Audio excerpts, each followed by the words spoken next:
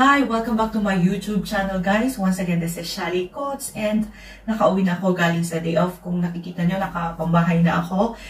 Na-enjoy ko yung day off ko kasi nakapunta kami sa Wagwagan, ganyan, at sa iba pang places doon. So for this video, naisipan ko na gawa na lang kaya ako ng haul para ipakita ko ano yung mga nabili ko sa kanila para may idea din sila kung magkano ba yung mga presyo ng mga nabili ko at ng mga nawagwag ko dito. So, please keep on watching. The first one is ito. Charan! Sapatos. Parang bago siya, oo. Wala siyang brand, guys, pero nung trinay ko siya, maganda siya makapit and magandang pang walking. Ayan. Tingnan nyo naman, oh. So, magkano to? Magkano sa tingin nyo? This is 30 shekels. So, nung naglakad-lakad pa kami, sina ate, may nakuha ding shoes na ganito. And alam nyo ba kung magkano nakakuha siya ng ganyang shoes na maganda and my brand?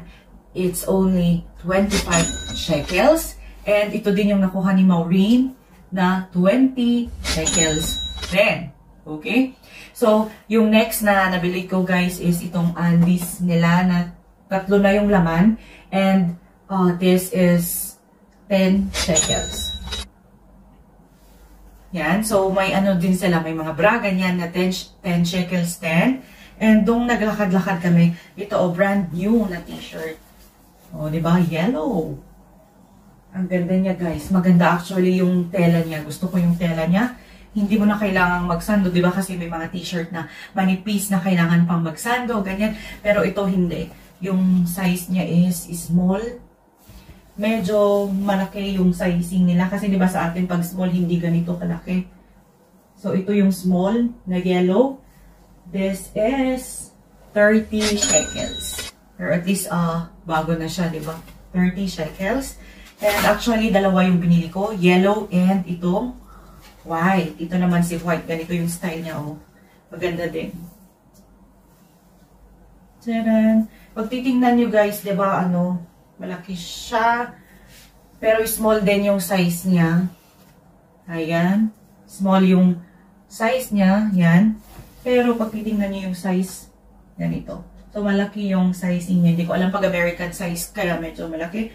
Magandang pang tuck-in. And sabi ko nga, hindi mo na kailangang magsando sa t-shirt nito kasi hindi siya see-through. Yan, no? And gusto ko yung tela, kaya bumili ako ng white and yung yellow. Tapos, alam nyo ba, guys, nung naglakad-lakad din kami doon, may nakita ako na ito. Chan-charan! Polo siya.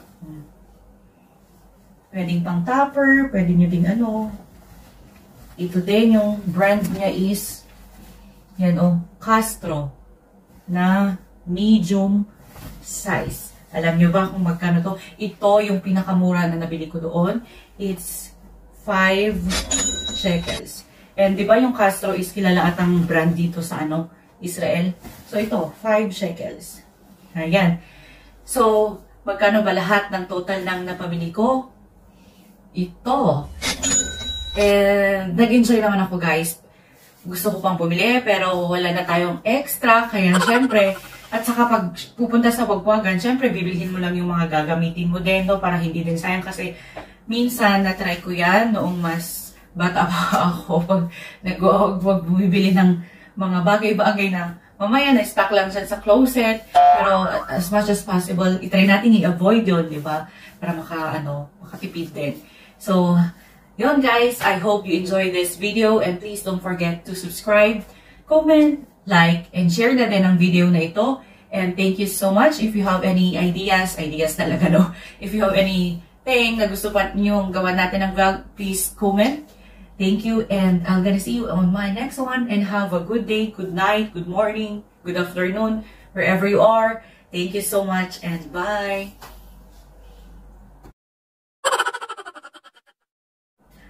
Hi! Welcome back to my channel.